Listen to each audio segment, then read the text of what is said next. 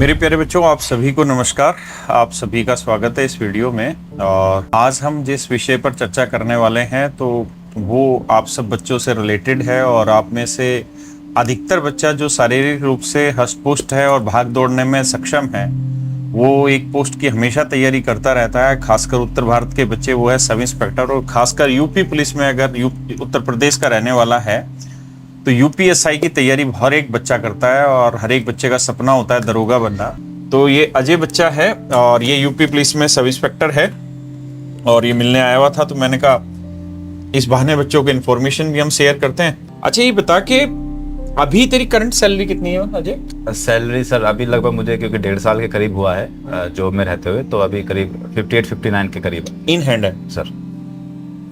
ठीक है, सब कुछ कटने के बाद जो सर, आता है। और हाउस रेंट वो सिटी के अकॉर्डिंग होगा हाउस रेंट तो? हाँ सर, वो उसी के अकॉर्डिंग होता है। चारे लगभग जैसे कानपुर है grade A, grade B, grade C की जो पॉलिसी होती है यूपी में, तो हमारे कानपुर ग्रेड ए में आता है। अच्छा। उसका लगभग 4040 रुपये HRA मिलता है। वो सारी कुल मिला करके सर इतनी हमारी सैलरी बनती है। अच्छा, और जो यूपीएसआई है, जो दरोगा है, इसका ड्यूटी का तो टाइम फिक्स नहीं होता होगा? ड्यूटी का कोई टाइम फिक्स नहीं होता है सर। इसमें होता ऐसा है कि किसी की रात में ड्यूटी हो जाती है, किसी के दिन में, ऐसे ही कॉम्प्रोमाइज करके ये चलाया जाता है। किसी का कोई फिक्स टाइम नहीं होता है कि आपकी ये टाइमिंग फिक्स। अच्छा, जो एसएचओ बनता है यूपी में, वो इंस्पेक्टर बनता है कि एसआई भी बनाते हैं कुछ जगह पे? कुछ जगह पे एसआई भी बना देते हैं। जहाँ छोटा थाना होगा, छोटा थाना हो जाता है तो उसमें एसआई बना देते हैं। हाँ। जो बड़ा थाना होता है उसमें एसएचओ बन जाते हैं, उनमें इंस्पेक्टर होते हैं। इंस्पेक्टर। और अभी इंस्पेक्टर प्रमोशन कितना चल रहा है एसआई से इंस्पेक्टर में? एसआई के लिए, इंस्पेक्टर बनने के लिए सर 7 से 8 साल लग जाते हैं। फिर तो ठीक है। हाँ सर, फिर तो अच्छा ही है। प्रमोशन तो अच्छा है। प्रमोशन अच्छा है सर इसमें। क्योंकि एसएससी में भी आप किसी पोस्ट पे जाते हो, एवरेज जा रहा है 8-10 साल, तो वहां पे भी जा रहा है प्रमोशन का। यहाँ 7 से 8 साल जा रहा है। 7 से 8 साल में इंस्पेक्टर बन जाते हैं। और आप दिल्ली पुलिस की अगर बात करें तो दिल्ली पुलिस का अब घटाया, जो लास्ट सीपी थे उन्होंने ये पॉलिसी चेंज की है कि अब लगभग 10 से 1 साल में आपका इंस्पेक्टर पोस्ट पे नंबर आ रहा है, वरना तो 22 साल लग रहा था एसआई से। पहले हमारे यूपी में भी ऐसा था सर, लेकिन अब धीरे धीरे बहुत अच्छा होता जा रहा है पुलिस का सेक्शन भी, तो उसमें भी प्रमोशन के लिए अब कोई चिंता करने वाली बात नहीं होती। समय से अब प्रमोशन होता है। बिल्कुल। और बस आपको जिसमें भी सिलेक्शन हो रहा है उसमें खुशी ढूंढो यार, कमी ढूंढते रहोगे तो हर एक में कमी है। बिल्कुल सही बात है सर। ऐसे बहुत लोग बोलते हैं कि पुलिस में ये प्रॉब्लम है, पुलिस में वो प्रॉब्लम है, कोई टाइमिंग नहीं होता। मैं तो सिर्फ एक बात जानता हूँ सर, क्योंकि जब मैं पुलिस से पहले था तो मुझे भी यही चीजें बताई गई थी कि पुलिस में बहुत प्रॉब्लम है और आपको 24 घंटे जागना पड़ेगा, बहुत हैक्टिक जॉब है, बहुत प्रेशर झेलना पड़ेगा, हो सकता है कि आपको 3 बजे तक जागना पड़े। तो आपका जो शरीर है उस तरीके से ढल जाता है, चाहे आप किसी भी नौकरी में क्यों ना हो। अगर आप किसी ऑफिस की जॉब करते हैं 10 से 5 की, तो फिर आपको 8 बजे तक अगर काम दे दिया जाए तो आप ये कहेंगे कि 8 बजे तक आज मैंने काम क्यों कर लिया, 3 घंटे मैंने बहुत एक्स्ट्रा काम कर लिया, मैं बहुत थक गया हूँ। लेकिन वहीं पुलिस 24-24 घंटे, 48-48 घंटे भी काम करती है। वो कैसे? वो सिर्फ इसलिए क्योंकि उनके शरीर को उस तरीके से बना दिया जाता है, उनकी जो सोच है उस तरीके से बन जाती है। तो आप ये ना समझें कि पुलिस की नौकरी बहुत हैक्टिक है, हम इसमें नहीं जाएंगे। जो भी कैपेबल हैं वो बिल्कुल इसके लिए अप्लाई करें, और अच्छे लोग हैं वो पुलिस में जरूर आए। जरूरत पुलिस को ही सबसे ज्यादा अच्छे लोगों की है। बिल्कुल। और एक चीज ये भी है कि आपका शेड्यूल जो भी हो, लेकिन आपको रोज नई परिस्थितियां देखने का मौका मिलता है, रोज नए लोगों से मिलने का, नई चीजें सीखने का, है ना? रोज बढ़िया लोग आते हैं, ये खुखार भी और अच्छे भी। यही चीजें होती है। बहुत सारे लोग कहते हैं कि मैं उनको बताता हूँ कि अदर जॉब में और पुलिस की जॉब में क्या फर्क है। आप ऑफिस की जॉब करोगे 10 से 5, आपको सेम वर्क वही करना होता है और आप ऊब जाते हैं उस जॉब से। लेकिन पुलिस में क्या है कि अभी आप कुछ और काम कर रहे हैं, अभी कुछ और केस आ गया, अभी कुछ और केस आ गया, अभी आप किसी चीज को हैंडल कर रहे हैं, किसी चीज को हैंडल कर रहे हैं, तो आप बोर नहीं होते हैं उस जॉब में। आप अपना काम कंटिन्यू करते रहते हैं बिना बोर हुए। तो ये बहुत बहुत अच्छी और बहुत बड़ी बात है पुलिस की। और सबसे बड़ी पुलिस की बात मैं आपको बता दूं कि आप इस जॉब में रहते हुए आप इतने लोगों की मदद कर सकते हैं। मैं सच बताऊं कि आप उनके लिए ना, पब्लिक के लिए आप एक जज की मैं नहीं कह सकता, लेकिन बहुत बड़े आदमी हैं। अगर आप उनकी हेल्प कर दें, किसी गरीब आदमी की या फिर जो असहाय है उनकी अगर आप हेल्प करते हैं, तो ये आप उनके लिए बहुत बड़ी बात होती है कि आपने उनके लिए हेल्प की। और इस जॉब में रहते हुए आप बहुत लोगों की हेल्प कर सकते हैं। बहुत लोगों की हेल्प कर सकते हैं। इतनी हेल्प अगर आप किसी भी ऑफिस में या कहीं भी आप होंगे तो शायद नहीं कर पाएंगे, क्योंकि जो पुलिस होती है वो जनता से सीधे कनेक्ट होती है। और एक चीज और भी है कि जो बहुत लोग ऐसा सोचते भी हैं कि यार मैं किसकी क्या मदद कर सकता हूँ, मैं उस पोजीशन में ही नहीं हूँ।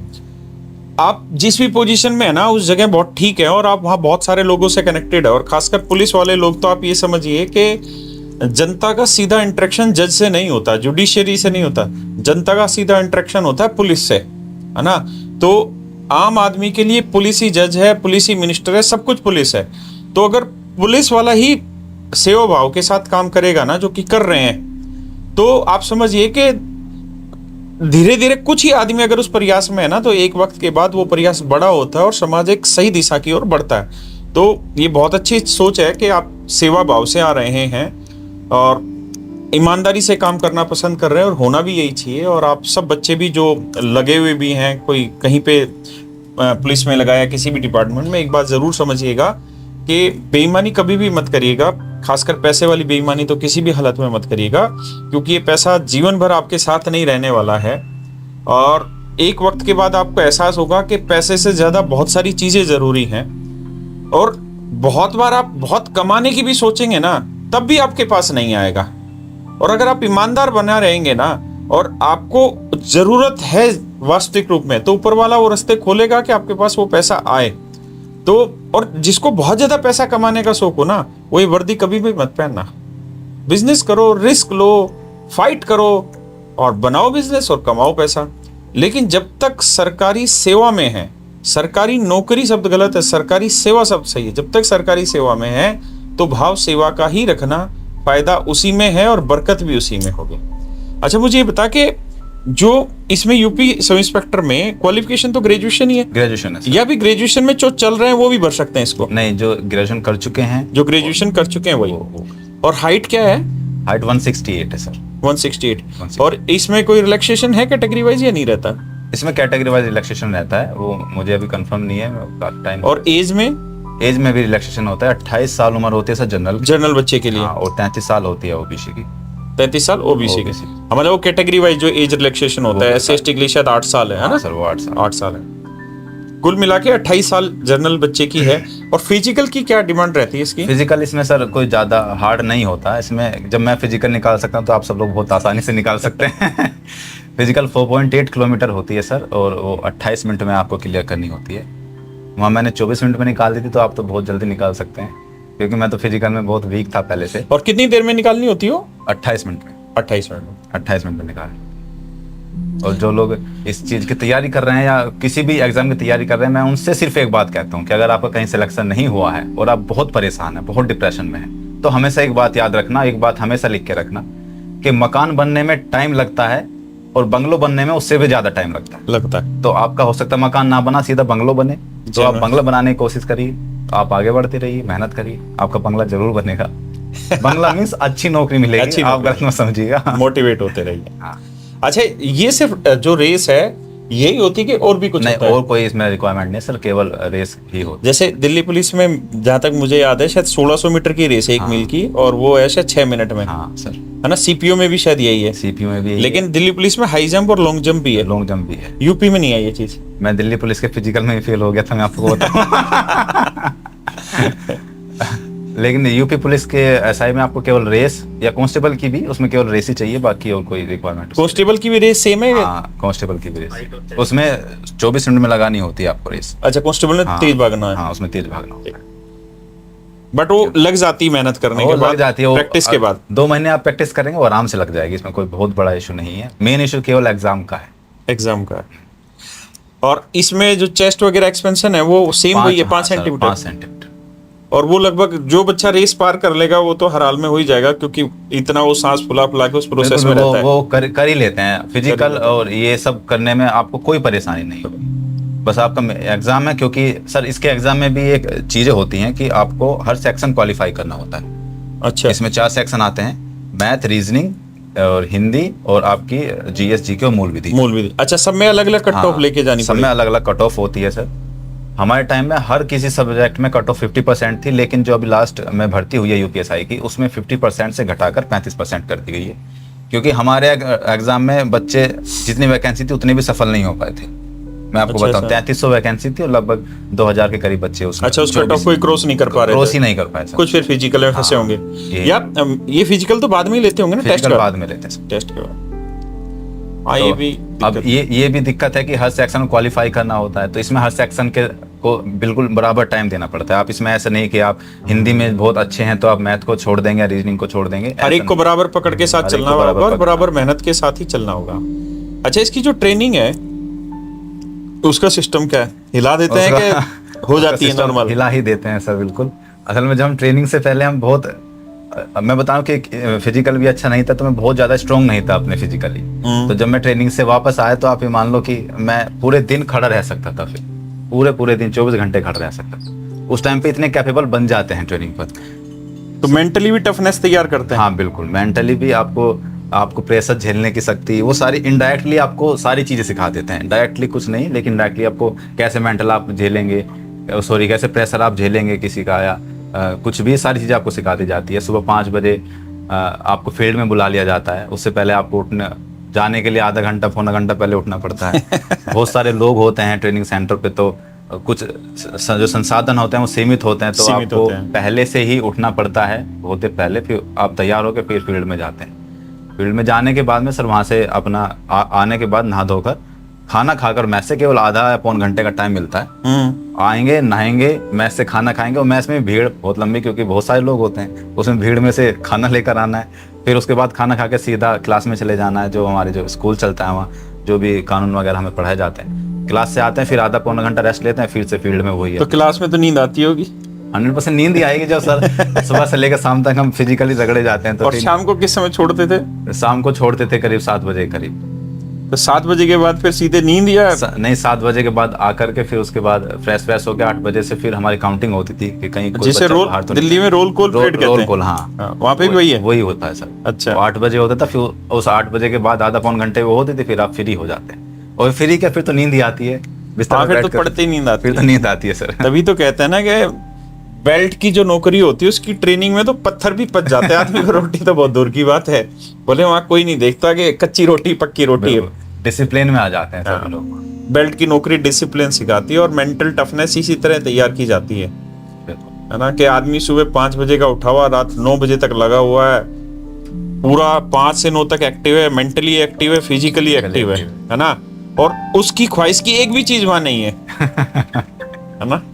अच्छा, स्पोर्ट्स तो कराते ही नहीं है ना वैसे? नहीं, स्पोर्ट्स कराते हैं सर, हर संडे वहाँ स्पोर्ट्स होता है। आप अपने सुविधा के अनुसार जो भी आप खेलना चाहें, क्रिकेट, फुटबॉल या वॉलीबॉल, जो भी आप चाहें, उनके वहाँ मैचेस भी होते हैं सर, टूर्नामेंट वगैरह भी होते हैं। अच्छा, फिजिकल एक्टिविटी भी सारी बहुत सारी। तो शनिवार रविवार छुट्टी रखते हैं कि नहीं? संडे छुट्टी होती है सर ट्रेनिंग की पूरी।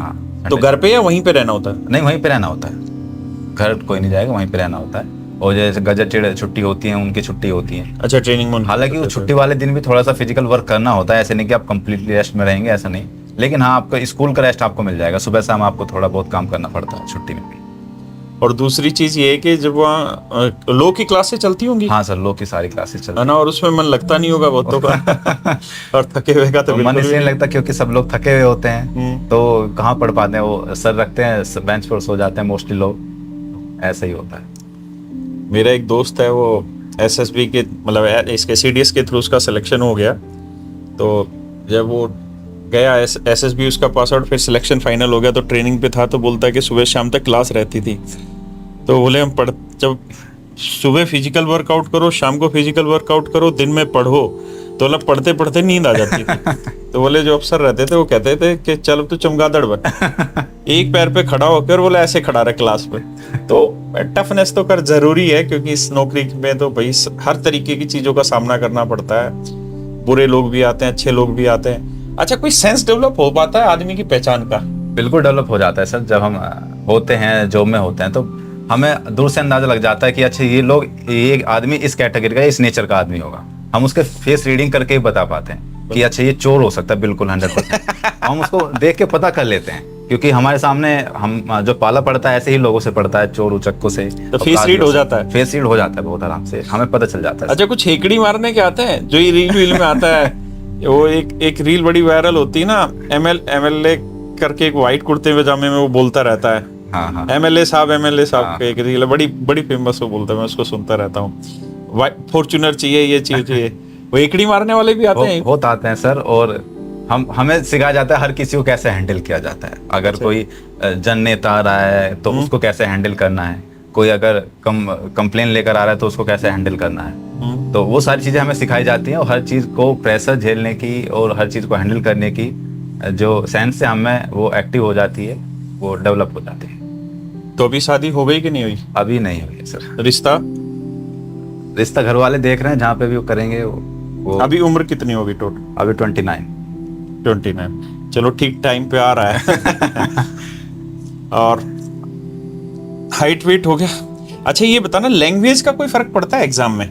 जैसे आप हिंदी मीडियम से है तो इसमें तो कोई खास फर्क तो पड़ता नहीं सर, उसमें कोई खास फर्क नहीं पड़ता। जैसे क्योंकि इंग्लिश तो है ही नहीं। हाँ नहीं, इंग्लिश नहीं है। आपका ऑनलाइन एग्जाम होता है, आपको इंग्लिश हिंदी दोनों लैंग्वेज में आपका अच्छा, एग्जाम इसमें आता है। ऑनलाइन ही एग्जाम रहता है? ऑनलाइन एग्जाम रहता है सर। ठीक है। और हिंदी का कितना रोल रहता है इसमें? हिंदी किस लेवल की रहता है? हिंदी भी थोड़ा टफ तो आती है, क्योंकि सर आप ये देखिए 4200 ग्रेड पे की जॉब है और केवल एक ही एग्जाम है, ना कोई इंटरव्यू है, तो उसके लिए थोड़ा टफ तो एग्जाम वो लेंगे। टफ तो बनाएंगे। और फिर उन्होंने क्राइटेरिया भी रखा है हर सेक्शन में क्वालिफाई करने का, तो थोड़ा टफ, हर सब्जेक्ट को थोड़ा टफ ही देते हैं, क्योंकि उनको एक ही पेपर है तो बच्चे भी निकालने होते हैं और मेरिट भी बनानी होती है, तो वो सारी चीजें करनी होती है। अच्छा, और अभी वैसे तुम रहने वाले कहाँ के हो? यूपी मैं में? मेरठ का हूँ सर। तो ऐसा कुछ क्राइटेरिया है कि मेरठ के 100-200 किलोमीटर में ही रहेगी जिंदगी भर, या पूरे यूपी में कहीं पे भी? नहीं सर, यूपी में कहीं पर भी पोस्टिंग हो सकती है, ऐसी बात नहीं कि मेरठ के आसपास तो हमारी पोस्टिंग हो ही नहीं सकती है। अच्छा, घर के आसपास मेरठ रेंज में नहीं हो सकती। तो रेंज से जो सब इंस्पेक्टर है, रेंज से अलग उसकी पोस्टिंग होती है। रेंज से अलग ही रहती है। और इसमें अब आगे जो इंस्पेक्टर का प्रमोशन होगा उसमें कोई टेस्ट वेस्ट होता है? बस नहीं, कोई टेस्ट नहीं होता है, ऐसे ही प्रमोट होते हैं समय के अकॉर्डिंग। पहले टेस्ट होता था सर, पहले पेपर होते थे, एग्जाम होते थे डिपार्टमेंटली। जो एग्जाम में पास होगा वो प्रमोशन होकर आगे बढ़ जाएगा, लेकिन अब वो सब खत्म हो गया है। अब आपको केवल समय के अकॉर्डिंग ही आपका प्रमोशन होगा। अच्छा, तो अभी तेरी दिन की दिनचर्या क्या रहती? पढ़ता है कुछ के नहीं पढ़ता? हाँ सर, मैं अभी कंटिन्यू मेरी पढ़ाई है अभी भी। और मैं सुबह अपने वर्क पे निकल जाता हूँ करीब 10 साढ़े 10 बजे करीब, और वहाँ पे जो अपना काम होता है वो सारी चीज़ें करता हूँ, कंप्लेंट सुनता हूँ, बाकी जो भी मेरे वर्क हैं, जो भी इन्वेस्टिगेशन वगैरह, वो सारी चीज़ें मैं करता हूँ। फिर उसके बाद में रात में 10:30-11 बजे करीब आता हूँ, और फिर लगभग 2 बजे तक जितना भी टाइम 2-3 घंटे मुझे मिलता है तो उसमें फिर मैं स्टडी करता हूँ, और स्टडी करने के बाद फिर मैं 2, ढाई, 3 बजे तक मैं सोता हूँ, फिर सुबह 7 या 7:30 बजे में फिर उठ जाता हूँ। और कांस्टेबल में एज क्या रहती है? कांस्टेबल में 23 साल रहती है सर, जनरल की। अच्छा, कांस्टेबल में 23 साल है। तो देखो यार, वैकेंसी भी आ रही है और आप अपने आप को तैयार करते रहे, और वैकेंसी के लिए ही तैयार ना करते रहे, आप अपने आप को तैयार करते रहें। जब भी मौका मिले, कल मिले, परसों मिले, 2 दिन बाद मिले, जिस दिन भी वैकेंसी आए आप पहले से तैयार हो, क्योंकि जिस समय एग्जाम होगा उस समय तैयारी नहीं होगी, एग्जाम से बहुत पहले ही तैयारी करनी होगी। और मैं एक सलाह और भी देना चाहूंगा, और इस बच्चे से भी चाहूंगा कि उस चीज पे बताए कुछ, कि लगभग जितने भी वनडे कॉम्पिटिटिव एग्जाम है ना, लगभग चीजें सेम है। जैसे यूपीएसआई वाले में एक हिंदी सब्जेक्ट ऐसा है जो अलग से आ रहा है, मूल विधि एक ऐसा सब्जेक्ट है जो अलग से आ रहा है, बाकी मैथ लगभग सेम है। बस एसएससी में एडवांस पोर्शन है, यूपीएसआई में एडवांस पोर्शन में सिर्फ मेंसुरेशन है अलजेब्रा भी ऐसा थोड़ा बहुत नंबर सिस्टम से रिलेट करके अलजेब्रा ले लेते हैं। तो यानी कहने का मतलब ये है कि लगभग चीजें सेम हैं। तो आप जो भी तैयारी कर रहे हो ना, लगभग एक जैसी तैयारी हर एक जगह। आप जिस भी चीज की कोचिंग ले रहे हैं, जहां पे भी ले रहे हैं, जरूरी नहीं है कैरियर, कहीं पर भी ले रहे हैं, सारे ही अच्छा पढ़ाते हैं, उसी चीज को तसल्ली बख्श एक बार तैयारी कर लीजिए। उसका जितने भी एग्जाम होंगे, लगभग आप सभी एग्जामों में सिलेक्शन हो जाएगा। और एक चीज और मैं सलाह देना चाहूंगा कि फिजिकल वर्कआउट आप एसआई के लिए तैयारी कर रहे हो, या सिपाही के लिए तैयारी कर रहे हो, या टीचर की जॉब के लिए भी तैयारी कर रहे हो, या किसी क्लरिकल जॉब के लिए भी तैयारी कर रहे हो, दिन में आधा घंटा, 1 घंटा, 1.5 घंटा, जो आप अपनी हिम्मत से निकाल सकते हैं, फिजिकल वर्कआउट पे लगाते रहिए, क्योंकि वो आपकी स्ट्रेंथ बनेगी। और फिजिकल वर्कआउट से केवल फिजिकली मजबूत नहीं होता है, आदमी यहाँ से भी स्ट्रांग होता है। और ये बच्चा उस पर और ज्यादा डिटेल कर पाएगा, बता पाएगा, क्योंकि इसने तो उस चीज को बहुत अच्छे से किया। सर मुझसे बहुत लोग ये पूछते हैं, मैं आपकी बात पर एक बात कहना चाहता हूँ कि बहुत लोग मुझसे पूछते हैं कि सर नोटिफिकेशन कब आएगा हमारा, पुलिस का, एसआई का या कांस्टेबल का।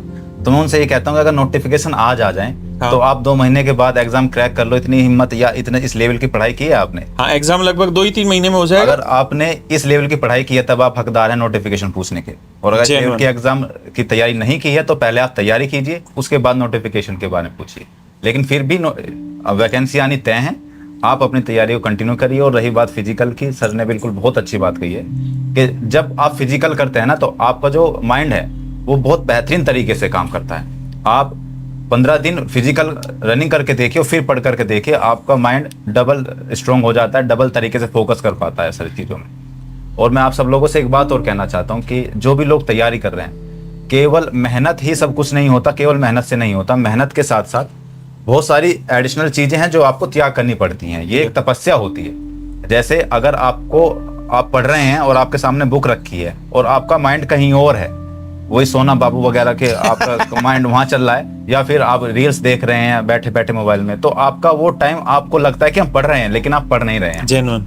और जब तक आपका फोकस, आपका माइंड फोकस आपकी बुक पर नहीं करेगा, आपका सिलेक्शन बिल्कुल नहीं हो सकता। आप ये बात लिख कर रख लीजिए। तो ये जो आपका फोकस भटकता है ना, ये केवल इसलिए भटकता है कि आप रील्स देखते हैं, आप मूवीज देखते हैं, आप सोचते हैं कि अरे वो वाली मूवी आधी रह गई थी, चलो आज उस मूवी को पूरा कर लेते हैं, कल से पढ़ेंगे। ठीक है, कल फिर से नई मूवी आ जाती है, अरे यार आज इसको देख लेते हैं, कल से पढ़ेंगे। वो कल कभी नहीं आता। अगर आपको सिलेक्शन लेना है तो मेंटली स्ट्रांग होकर के आपको ये बात सोचनी पड़ेगी कि इन सब चीज़ों को अलग करके तब मेहनत की जाए, तब आपका सिलेक्शन होगा। आप अगर मेहनत कर रहे हैं, वो मेहनत ही तो है। आप सिर्फ बैठे हैं, बुक आपके सामने रखी है और आप रील्स देख रहे हैं, वो मेहनत ही है। वो आपका टाइम जा रहा है, आपकी मेहनत वेस्ट जा रही है, उसका कोई फायदा नहीं होता है। ठीक है, तो अपना फोकस, अपने माइंड का फोकस केवल बुक्स और अपने नोट्स पर रखिए। और ये आलतू फालतू की चीज़ें, यारों दोस्तों के साथ घूमना, पार्टीज में जाना, एटलीस्ट जब तक आपका एग्जाम ना हो जाए तब तक छोड़ दीजिए। तब तक तो इन चीज़ों को छोड़ ही दीजिए। अभी बहुत लोग कह रहे हैं कि नई मूवी आई है, हम मूवी देखने जा रहे हैं, फ्रेंड्स के साथ घूमने जा रहे हैं, वो सब छोड़ करके अपने माइंड का फोकस वहाँ रखिए और आपका सिलेक्शन बिल्कुल 100% बिल्कुल श्योर होगा, अगर आपका फोकस आपकी बुक पर है। और एक चीज इस बच्चे ने बिल्कुल ठीक कही, और मैं तो इस चीज का प्रखर विरोधी हूँ ही, कि ये जो रील वगैरह है ना, रील सोशल मीडिया खासकर हम कहते हैं, देखिए हम भी अपनी बात आप तक सोशल मीडिया के थ्रू ही पहुंचा पा रहे हैं, लेकिन कहीं ना कहीं हमको और आपको ये चुनाव करना पड़ेगा कि हमें सोशल मीडिया पे कितना समय देना है या नहीं देना, क्योंकि ये सब आपको निर्धारित करना पड़ेगा। और डिसिप्लिन जो है ना, वो 10% या 20% नहीं होता, या तो आप 100% होंगे या फिर 0% होंगे। अगर आप किताब खोल के और फिर बीच बीच में रील देख रहे हैं तो इसका मतलब आप वहां पे 0% है। आप उस समय को भी खराब मत करें किताबों के साथ, उससे बेटर है फिर आप रील ही देख लो, ताकि कल जब आप भट्टे पे काम कर रहे हो, मजदूरी कर रहे हो, तो आप ये तो कह पाओगे ना कि हमने अपना जीवन खुद अपने हाथों से खराब किया रील देख देख के। ये सोना बाबू, ये जितनी भी रीलें आज के टाइम में चल रहा है, और आप भी जानते हैं कि इस समय ये चीज पीक पे आ चुकी है। बिल्कुल सर, है ना। और ये सिवा बर्बादी को किसी को कुछ नहीं देने लग रही है। आप अगर सच मायने में एंजॉय करना चाहते हैं तो आप पूरा सप्ताह मेहनत करिए। संडे को या किसी एक दिन या कोई भी एक दिन आप निकाल लीजिए अपने लिए 7-8 घंटे के, यार अब मैं पूरा सप्ताह मेहनत करिए, 7-8 घंटे मेरे इस दिन के मैं फ्री करूंगा, एंजॉय करूंगा। उसमें आप कुछ भी करिए, कुछ ऐसी क्रिएटिव चीज करिए। जैसे मैं अपना बताता हूं, और मैं इस बच्चे से पूछूंगा ये क्या करता है। मुझे क्या है कि हम सोमवार को लगते हैं, मैं सुबह 7-7:15 बजे आ जाता हूँ इस ऑफिस पे जहाँ पे आप अभी इंटरव्यू कर रहे हैं, और यहाँ क्लास लेते हैं, और मैं शाम को करीबन 5:30 बजे यहाँ से निकलता हूँ। 4 से और 5:30 के बीच में यहाँ से निकलते हैं, और ये शेड्यूल रोज रहता है लगभग। लेकिन मैंने ये अपने अंदर जीवन में निर्धारण कर रखा है कि कोई भी नई मूवी आएगी तो मैं वीक में वो मूवी देखता ही देखता हूँ, क्योंकि इस सोशल मीडिया से बच के ना, अगर हम उस मूवी में भी देखने जा रहे हैं, कब जब हम पूरे 6 दिन बहुत अच्छे से मेहनत कर रहे हैं और हमें लग रहा है कि जो हमें देना चाहिए उस जगह पे वो हम अपना 100% दे रहे हैं, वहां जाके आप अपना टाइम स्पेंड करिए, कुछ ऐसी चीजें सीखने की कोशिश करिए, या ऐसी मूवीज देखिए जिससे आप अपने आप को रिलेट कर पाए। या ऐसा नहीं कि सलमान खान की मूवी देख के आ जाओ, है ना, उससे कुछ रिलेट नहीं होगा। अच्छी मूवी देखे जो रिलेट करें आपको, कुछ आप भी एक्साइटेड हो उनसे, कुछ नई चीजें सीखें और कुछ बढ़िया सा आपका टाइम पास हो। कोई खेल खेलने चले जाइए, जैसे क्रिकेट खेलने चले जाइए, कोई गेम देखने चले जाइए, आसपास कहीं कुश्ती हो रही है, कहीं क्रिकेट का मैच चल रहा है, मतलब ठीक सी चीजों में 4-5-6 घंटे आप बिता लीजिए सप्ताह का। लेकिन कम से कम अपने आप को सोशल मीडिया से दूर रखने की कोशिश करिए। ये आपकी शरीर के लिए हानिकारक है, आंख के लिए हानिकारक है, आपकी सोच के लिए हानिकारक है, और आपके मस्तिष्क में कहीं ना कहीं एक विचारधारा डेवलप करी जा रही होती है जिसके बारे में आपको खुद नहीं पता कि आप किस तरीके से मूव करने वाले हैं। तो इससे बचना चाहिए। एंजॉय जरूर करते रहिए, लाइफ में ऐसी कोई दिक्कत नहीं है, लेकिन जब भी पढ़ें सख्त डिसिप्लिन के साथ पढ़ें और मन करके पढ़ते रहें। और बच्चे एक बार तेरे चैनल का नाम बता फिर से, क्या है? मेरे चैनल का नाम SI अजय पारासर है। तो मैं वहाँ पे बहुत, जो भी SI की तैयारी या कांस्टेबल की तैयारी करते हैं उनको बहुत अच्छी चीज़ें बताता हूँ। मैंने अभी सर जो पिछली वैकेंसी आई थी 2021 में, जो अभी लोग ट्रेनिंग कर रहे हैं, उनमें से कोई ऐसा बच्चा नहीं जो मुझे नहीं जानता है। और बहुत बच्चे मुझसे आकर पर्सनली मिलते हैं और ये बोलते हैं कि सर आपने एक बात एक वीडियो में बोली थी, बोलते हैं बच्चे कि हमसे फिजिकल नहीं हो पा रहा है। तो मैंने कहा था कि अगर आपने अपनी लाइफ में 5 किलोमीटर नहीं दौड़ सकते ना, तो आप जिंदगी में कुछ नहीं कर पाएंगे यार। 5 किलोमीटर कितना होता है, आप नहीं दौड़ पाएंगे तो क्या कर पाएंगे जिंदगी में। तो बहुत बच्चे मिले और उन्होंने कहा सर जब हम रनिंग कर रहे थे अपने एग्जाम में, तो हमें ना आपकी बातें याद आ रही थी।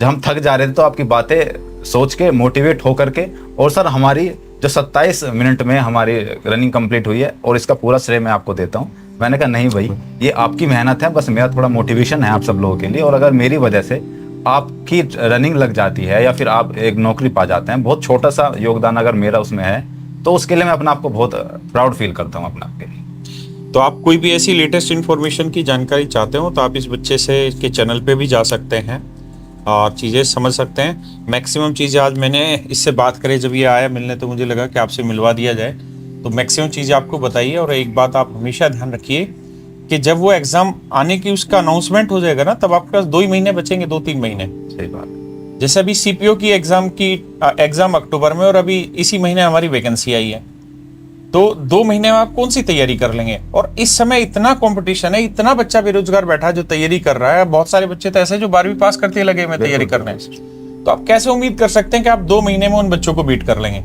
तो आप जब भी आपका मन करे और जब भी आपके हिसाब से परिस्थितियां ठीक हो, उसी समय से अपनी तैयारी शुरू करें और लग जाए मेहनत करके। मेरे प्यारे बच्चों, आप सभी का तहे दिल से धन्यवाद, आपने हमारी बात सुनी और इतने लंबे समय तक आप हमारी वीडियो पे कंटिन्यू रहे। ये आपके पेशेंस को शो करता है और आपका और हमारे बीच के प्यार को दिखाता है। और हम कोशिश करेंगे कि पूरी ईमानदारी के साथ आपके साथ लगे रहें,